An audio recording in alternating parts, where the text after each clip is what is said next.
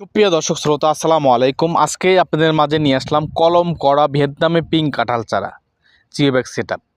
এটা কিন্তু ছাদ বাগানের জন্য এইভাবে রাখতে পারবেন ছাদে, এবং ছাদ বাগান ছাড়াও বাড়ির ভিতর এইভাবে রাখতে পারবেন। আপনারা কিন্তু ফল সহ নিতে পারবেন, ক্রয় করতে পারবেন। আমরা সারা বাংলাদেশ কোরিয়ারের মাধ্যমে 2 থেকে 3 দিনের ভেতর চারা গাছগুলো পৌঁছে দিয়ে থাকি।